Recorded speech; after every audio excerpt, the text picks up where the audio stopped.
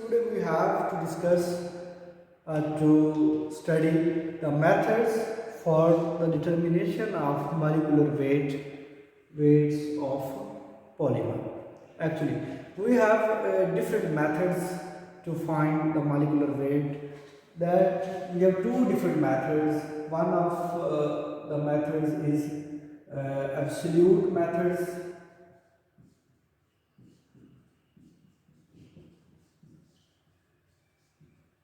and other are called relative methods. Okay.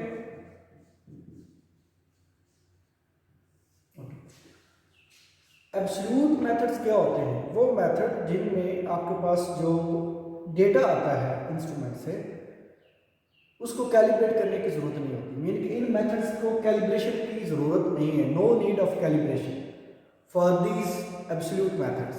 और वहाँ पे क्या होता है कि जो कि यूनिवर्सल कांस्टेंट्स हैं, जो डेटा आपको मिलता है वो डेटा प्लस कुछ यूनिवर्सल कांस्टेंट्स को यूज़ करते हुए आप मॉलिक्यूलर वेट फाइंड करते हैं।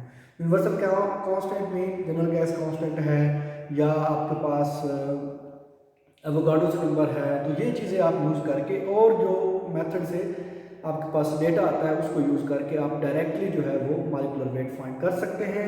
ये कौन से मेथड्स हैं जिनको कहते हैं एब्सोल्यूट मेथड्स? वो हैं मसलन एंड ग्रुप एनालिसिस है, for example and group analysis है। फिर आपके पास ये स्पेक्ट्रोस्कोपिक मेथड्स होते हैं,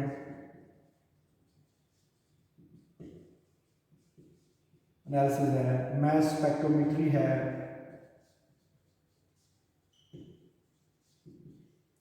और आपके पास ultra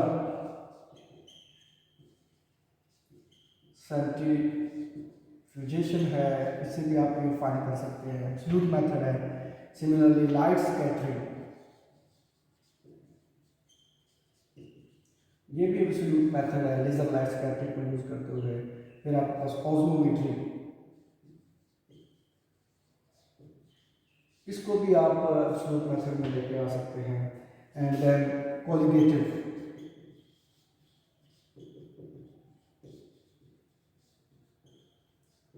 colligative property, for example lowering of visual pressure, elevation of boiling point, depression of freezing point। तो वहाँ से भी आप जो है ये जो मॉलिक्यूलर वेट निकालते हैं वो एब्सोल्यूट मेथड में आता है। और फिर हमारे पास है ये रिलेटिव मेथड्स। रिलेटिव मेथड्स क्या होते हैं? ये वो मेथड्स होते हैं जिनमें आपको मेथड्स को कैलिब्रेट करने की ज़रूरत होती है। आप कैलिब्रेशन कर्व्स लेते हैं, उन कैलिब्रेशन कर्व्स में फिर आपके पास कुछ रेफरेंस मटेरियल होता है, वो लेके फिर आप उनको यूज़ करके फिर जाके आप रेफरेंस और रिलेटिव करके आप जो है मॉलिक्यूलर वेट निकालते हैं। तो इसमें जो बेहतरीन और सबसे अच्छा मेथड है वो है सॉल्यूशन विस्कोसिटी मेथड है, एनालिसिस है। उसके बाद आपके पास jail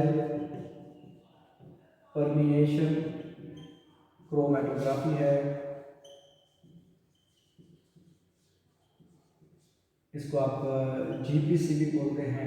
and other one is size exclusion chromatography, इसको आप एसईसी भी बोलते हैं। तो ये बेसिकली आपके पास डिफरेंट मेथड्स हैं जिनसे आप नंबर एवरेज, वेट एवरेज, जी एवरेज और विस्कोसिटी एवरेज मॉलिक्यूलर वेट जो है फाइंड कर सकते हैं। उसमें कुछ एब्सोल्यूट मेथड्स हैं और कुछ हमारे पास रिलेटिव मेथड्स हैं। ओके,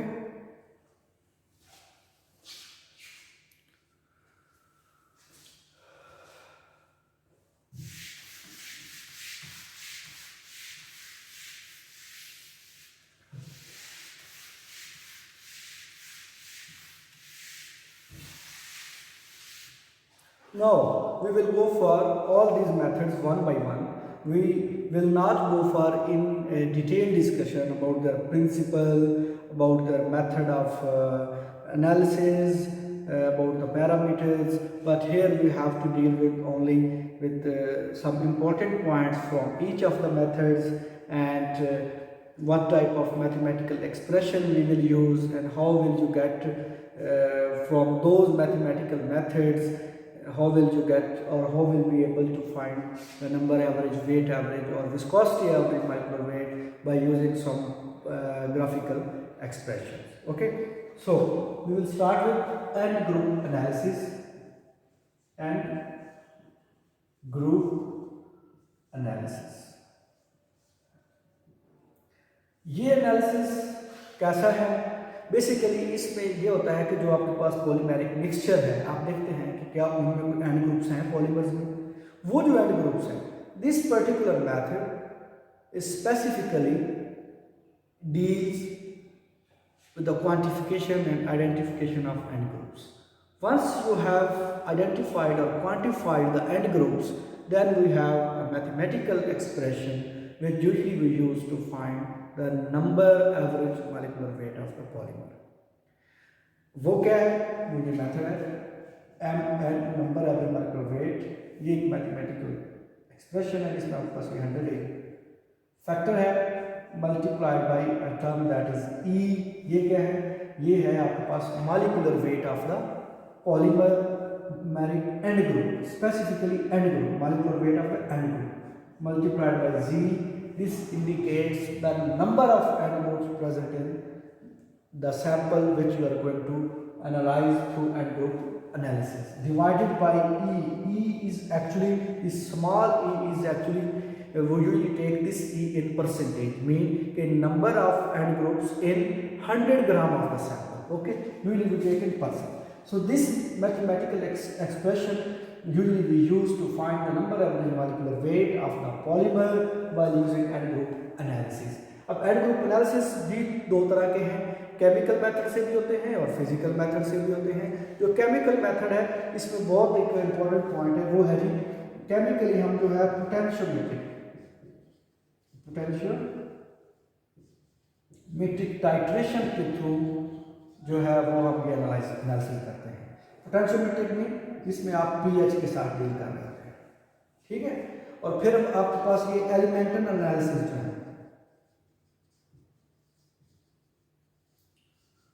उससे भी आप एनालाइज कर सकते हैं। फिर फिजिकल जो मेथड्स हैं उसमें आपके पास ये स्पेक्ट्रोस्कोपिक मेथड्स आ जाते हैं। स्पेक्ट्रोस्कोपिक ये जो एनालिसिस है, सपोज आप आईआर करते हैं यूवी से, ओके, और एनएमआर से, तो ये जो मेथड्स हैं इनसे भी आप एंड ग्रुप को एनालिसिस कर सकते हैं। ये बहुत सिंपल है। इसमें बेसिकली एंड ग्रुप को क्वांटिफाई करना है, आपने एनालाइज करना है, उसको आइडेंटिफाई करना है, then you need to apply this mathematical method, mathematical expression to come up with number average molecular weight. और साथ ही इसके साथ फिर हमारे पास एक और मेथड है जिसको हम कहते हैं ऑस्मोमेट्री। और ये बेसिकली कौन सी है? इसको हम कहते हैं membrane osmometry. Okay, membrane osmometry. इसमें क्या होता है? ऑस्मोमेट्री बेसिकली क्या होता है? वो प्रोसेस वो फिनोमेनन जिसमें आप ऑस्मोटिक प्रेशर को फाइंड करते हैं। किसका? Osmotic pressure of the solution, वो जो भी आपके पास सैंपल है, उस ऑस्मोटिक प्रेशर को लेके आप अगर पॉलीमर है तो आप क्या करते हैं कि पॉलीमर के डिफरेंट सॉल्यूशंस बना लेते हैं, उनका ऑस्मोटिक प्रेशर लेते हैं। अब जब सॉल्यूशन डिफरेंट है तो it means you have different concentrations of polymers, then you have osmotic pressure corresponding to each concentration, then you need to draw a plot where you have osmotic pressure and concentration. From that graph you will be able to find the number average molecular weight of the polymer। और उसके लिए जो हम mathematical relation use करते हैं वो क्या है? वो हमारे पास osmotic pressure over concentration is equal to RT over plus A to C। This A to C यहाँ पे हम पावर वो सीरीज यूज करते हैं, ठीक है। और ये जो है ये हमारे पास VI वेरियल कोएफिशिएंट होता है, ठीक है। तो अब यहाँ पे क्या है कि this is your y axis, this is your x axis, और यहाँ पे आप ये इसका प्लॉट बनाते हैं वर्सेस कंसंट्रेशन। और ये जो इंटरसेप्ट आता है, this intercept will give you actually this intercept is equal to RT over number average molecular weight।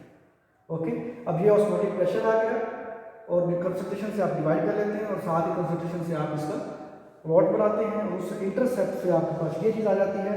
तो यहाँ से आप फिर क्या basically intercept is equal to R T over number average है and ultimately number average is equal to R T over I intercept. तो यहाँ से आप number average molecular weight find कर सकते हैं थ्रू ऑस्मोमेट्री। ओके,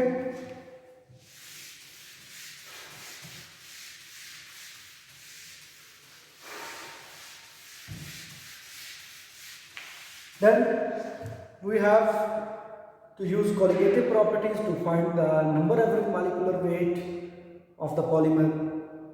तो उसमें हम वेपर प्रेशर ऑस्मोमीटर यूज करते हैं। ठीक है, इस तरह आपके पास लोरे का वेपर प्रेशर है, एलिवेशन ऑफ बॉइलिंग पॉइंट है and then you have depression and freezing point. All these colligative properties or methods can be used to find the number average molecular weight of the polymer, but here we have only vapor pressure। I will write vapor pressure, or you can say osmometry और vapour pressure method. इसमें क्या करते हैं आप, इसमें भी different आप vapour pressure लेते हैं किसके, पॉलीमरिक सॉल्यूशन के। ठीक है, और कंसंट्रेशन के अगेंस्ट उसका ग्राफ प्लॉट करते हैं। तो वो क्या है आपके पास, ये चीज है is equal to 1 over A2C। ठीक है, अब यहाँ पे क्या है, ये डेल्टा टी क्या है कि ये जब ऑस्मोटिक प्रेशर चेंज हो रहा होता है तो उस वक्त या जब वेपर प्रेशर चेंज हो रहा होता है तो उस वक्त जो टेम्परेचर में वेरिएशन आती है वो डिफरेंस है। के एयर इज द कांस्टेंट, वो जो हम इसमें सेल यूज़ कर रहे होते हैं इस ये वो कांस्टेंट है, इसमें डेंसिटी भी यूज़ हो रही होती है, इसमें कंसंट्रेशन भी यूज़ हो रही होती है और सी इज द कंसंट्रेशन। तो यहाँ पे भी क्या है, this is your Y axis. तो यहाँ पे आप कुछ यूँ इस तरह से प्लॉट बनाते हैं वर्सेस कंसंट्रेशन, और यहाँ पे भी आपको जो इंटरसेप्ट मिलता है that is important for you, और वो क्या होता है 1 ओवर नंबर एवरेज। और इसी को फिर आप इक्वेशन को यूज करके नंबर एवरेज जो है ये 1 डिवाइडेड बाय इंटरसेप्ट से आपके पास नंबर एवरेज मॉलिक्यूलर वेट दे सकते हैं। तो जो हमारे पास डेटा आता है उसमें आपके पास चेंज इन टेम्परेचर गिवन होता है, के की वैल्यू गिवन होती है और कंसंट्रेशन होती है। तो आप ये बना लेते हैं और हर कंसंट्रेशन के relative to each concentration you will get different values for this y axis और फिर उसका प्लॉट बनाते हैं तो ये आपके पास आ जाता है। ठीक है, सिमिलरली हम लाइट स्कैटरिंग को यूज करते हैं, laser light scattering. Okay, laser light scattering method जो होता है इसमें बेसिकली हम रिफ्रैक्टिव इंडेक्स भी फाइंड करते हैं और साथ में हम एंगल से भी प्ले करते हैं। तो यहाँ पे कंसंट्रेशन और एंगल दो चीज़ें हैं जो कि आपके पास इंडिपेंडेंट वेरिएबल होते हैं। तो ये बहुत अच्छा मेथड है, ठीक है, जिससे हम ये लाइट स्कैटरिंग से वेट एवरेज मॉलिक्यूलर वेट निकालते हैं और पॉलीमर। तो इसका जो मैथमेटिकल एक्सप्रेशन है वो ये है K C over R theta is equal to 1 over P theta plus 2A2C plus so on. ये क्वेश्चन आगे चलती रहती है, second variable coefficient, third, fourth and so on. Okay, यहाँ पे जो ये K है ये भी कांस्टेंट है मगर ये कंसंट्रेशन और रिफ्रैक्टिव इंडेक्स के साथ साथ वेरी करेगा। ठीक है, तो ये बेसिकली इसमें एक पैरामीटर आता है, जब हम डिटेल में कभी इसको जिम प्लॉट में मैं आपको समझाऊंगा तो वहाँ पे इसमें रिफ्रैक्टिव इंडेक्स के साथ हम वेरिएशन लेते हैं। इसमें एक पैरामीटर आता है के में जो कि और भी है, तो इसमें एक ये चीज़ भी आती है। ठीक है, तो ये क्या है, change refractive index m is equal to refractive index with change in concentration. तो ये के के साथ कुछ और चीज़ें भी हैं वो करके हम के लेते हैं, देन दिस के विल बी ओवर हियर। और ये जो r है आर थीटा ये हमारे पास रेले रेशो है। ठीक है, ये क्या है R, this is your Rayleigh ratio. ठीक है, तो इसको यूज करके आप जो है वो, अब यहां पे भी अगर आप देखें तो आपके पास ये वाई एक्सिस है और ये कंसंट्रेशन एक्स एक्सिस है। ठीक है, और ये एंगल वाला पार्ट है। तो इस अब ये पी थीटा की जो वैल्यू है, ये जब इसको हम लो कर लेते हैं तो ये P theta is equal to 1, mean कि जब इसकी वैल्यू को हम लो कर लेते हैं तो इसको हम लो एंगल लेजर लाइट स्कैटरिंग भी बोलते हैं। ठीक है, तो जब ये हम अप्लाई करते हैं तो this equation then will become equal K C over are, ये जो रेले रेशो होती है over 1 over this part plus 2a2c। तो ये आपके पास इक्वेशन है। Now you can easily plot a graph and will be able to get weight average molecular weight from the intercept. तो वो क्या होगा प्लॉट इसका, तो ये कुछ यूल होगा K C over R this और कंसंट्रेशन, ये स्लोप जो है वो आपके पास 2a2 इक्वल हो जाएगा and this intercept is equal to 1 over m। और फिर हम यहाँ से क्या करेंगे, this is equal to I intercept, तो ये आपके पास weight average is equal to 1 over intercept. तो यहाँ से आप वेट एवरेज मतलब वेट निकाल सकते हैं। Now okay, we have relative method, we have different relative methods, but here we have only one method to explain, that is solution viscosity method. Here what you can do actually, here you have to find the different solutions of the polymers. If you have different solutions, it means you will have different concentrations as well. Once you have different concentration of the solutions, it means if you have a solution, it means you have polymer is your solute and some other solvent where you will you prepare its solution. Then you will have to find the viscosity of the polymer. How will you find the viscosity of the polymer? By using viscometer. तो उसमें क्या होता है कि आप viscometer लेते हैं, viscometer वो कुछ इस शेप से होता है,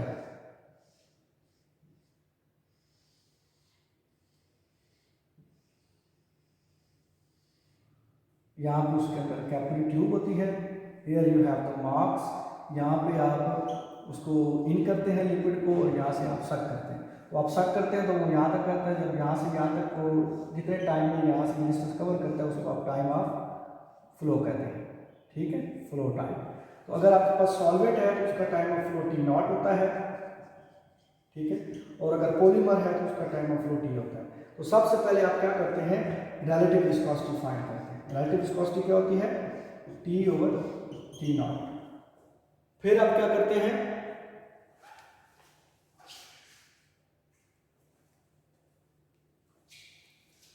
once you have relative viscosity then you will go for specific velocity। वो क्या होती है, relative minus 1। ये relative is equal to t over t naught minus 1। this will be equal to t minus t naught over t naught। once you have relative specific viscosity then you will need to find the reduced velocity। reduced viscosity is equal to specific over concentration। ठीक है, तो इस तरह आपके पास relative viscosity आ जाती है, specific viscosity आ जाती है और देन रिड्यूस्ड विस्कोसिटी। इस रिड्यूस्ड विस्कोसिटी को यूज करके आप फाइंड करते हैं इंट्रिंसिक विस्कोसिटी। कौन सी, इंट्रिंसिक।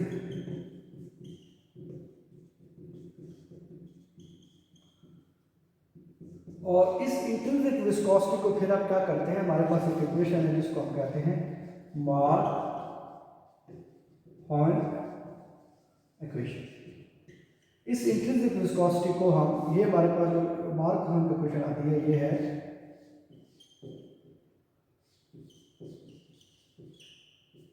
ये।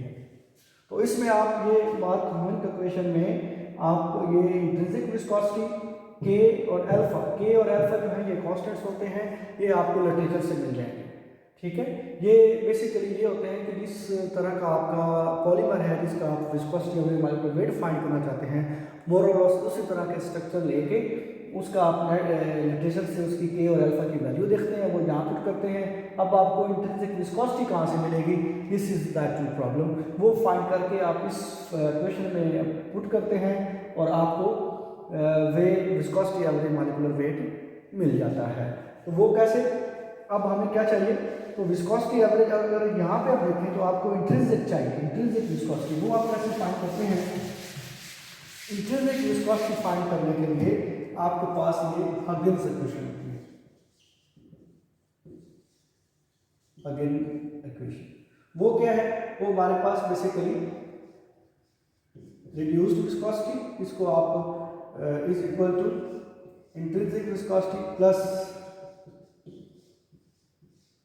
ये होती है। इस इक्वेशन को आप यूं भी लिख सकते हैं,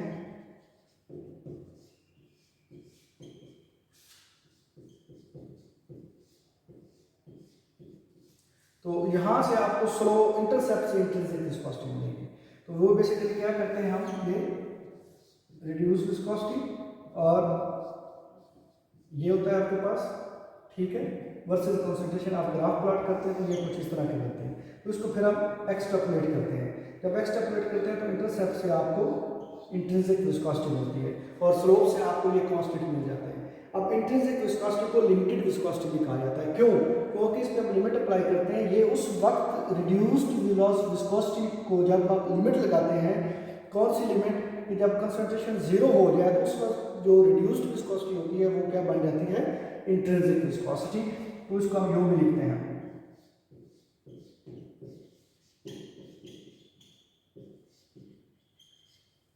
ठीक है, इसको आप यूं भी लिख सकते हैं। ओके, जब यहां से आपको इंट्रिंसिक विस्कोसिटी मिल गई तो ये वाला जो स्लोप से आपको इंट्रिंसिक विस्कोसिटी मिली है, इस लिमिट को आप यहाँ अप्लाई करते हैं और आपको फाइनली जो है वो विस्कोसिटी एवरेज मॉलिक्यूलर वेट मिल जाता है। वो कैसे?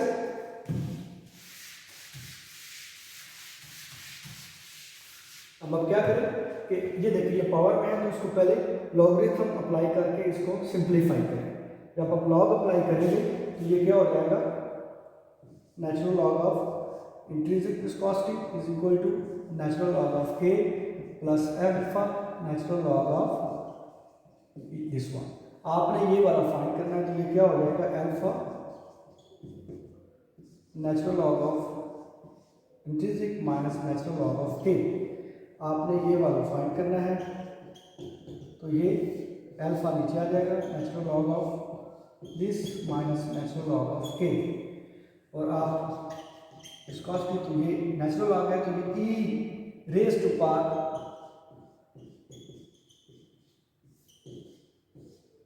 ये पार्ट। अगर आप यहाँ पे एलओजी लेंगे, mean log log log log log, तो फिर उस केस में आपके पास e नहीं आएगा, क्योंकि वो लॉग में 10 होता है। यहाँ पे 10 रेज टू पावर करना पड़ेगा आपको, अगर आप दूसरा लॉग लेते हैं ये वाला। ओके, ठीक है। जब इसका एंटी लॉग लेते हैं तो उसको फिर 10 रेज टू पावर, अगर सपोज आप यहाँ पे ये लॉग लिखते हैं तो यहाँ पे भी लिखना पड़ेगा, यहाँ पे भी, ठीक है। सपोज कि आप यहाँ पे अगर ये लॉग लिखते हैं